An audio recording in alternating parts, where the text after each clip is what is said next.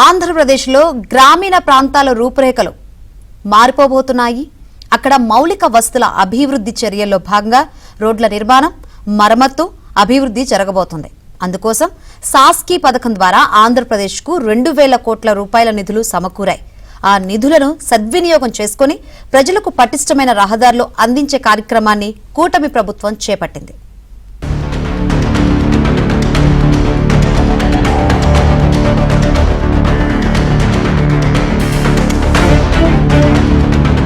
Special assistance to states for capital investment అంటే సాస్కీ పథకం కింద ఆంధ్రప్రదేశ్కు కేంద్రం 2000 కోట్లు కేటాయించింది. గ్రామీణ రోడ్ల అభివృద్ధికి నిధులు వ్యయం చేస్తారని ఉప ముఖ్యమంత్రి పవన్ కళ్యాణ్ వెల్లడించారు. ఆ నిధులతో గ్రామీణ ప్రాంతాల్లో దెబ్బతిన్న పంచాయతీరాజ్ రోడ్లను పునర్నిర్మించే కార్యక్రమం చేపడుతున్నామని, అందులో బాగా దెబ్బతిన్న రోడ్లకు మొదటి ప్రాధాన్యం ఇవ్వాలని పంచాయతీరాజ్ ఉన్నతాధికారులు, ఇంజనీరింగ్ అధికారులకు ఆయన స్పష్టం చేశారు. ప్రధానమంత్రి నరేంద్ర మోదీ నేతృత్వంలోని కేంద్ర ప్రభుత్వం నుంచి అందుతున్న సహకారంతో రాష్ట్రానికి సాస్కీ నిధులు సమకూరాయని ఆయన అన్నారు. ముఖ్యమంత్రి చంద్రబాబు నాయుడు నేతృత్వంలో వాటిని సద్వినియోగం చేసుకుందామన్నారు. సాస్కీ నిధులు వినియోగించే ప్రణాళికపై పంచాయతీరాజ్ ఉన్నతాధికారులు, ఇంజనీరింగ్ అధికారులకు ఆయన దిశానిర్దేశం చేశారు.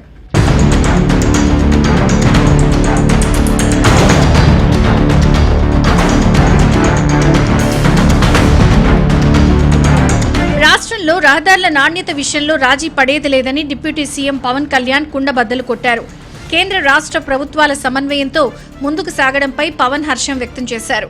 ప్రత్యేక శ్రద్ధతో గ్రామీణ ప్రాంతాల్లో రహదారుల అభివృద్ధికి తీసుకొచ్చిన నిధుల ఫలాలు ప్రజలకు అందాల్సిన బాధ్యత ప్రజాప్రతినిధులపైన, అధికార యంత్రాంగంపైన ఉందన్నారు.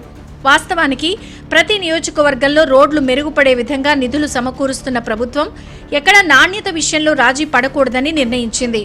రహదారుల నిర్మాణంలో నిబంధనలకు అనుగుణంగా ప్రమాణాలు పాటిస్తున్నారో లేదో పరిశీలించాల్సిన బాధ్యత అధికారులపై ఉంటుంది. రోడ్డు కాంట్రాక్టులు పొందిన వారికి నాణ్యతా ప్రమాణాలపై పూర్తి అవగాహన ఉండాలి.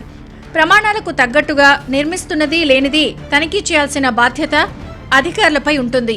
రోడ్ల నిర్మాణం మొదలయ్యాక పలు దశల్లో క్వాలిటీ చెక్ చేయాల్సి ఉంటుందని డిప్యూటీ సీఎం ఈ సందర్భంగా గుర్తు చేశారు.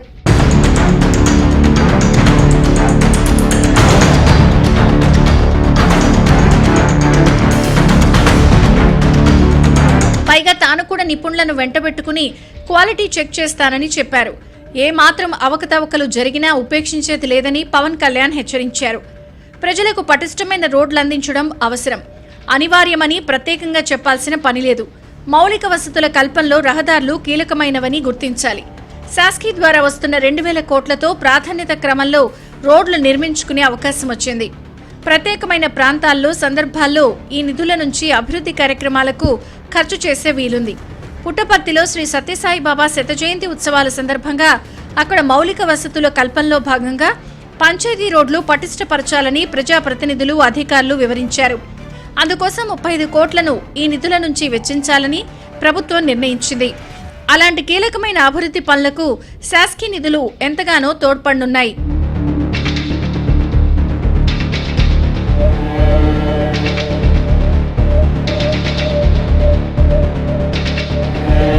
రోడ్ల నిర్మాణం విషయంలో గత ప్రభుత్వం నిర్లక్ష్యంతో వ్యవహరించింది.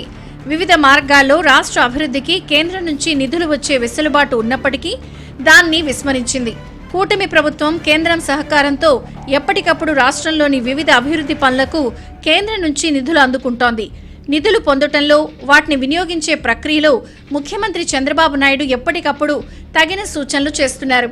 కూటమి ప్రభుత్వం ప్రజలకు మెరుగైన సదుపాయాలు అందించాలని కృత నిశ్చయంతో ఉంది.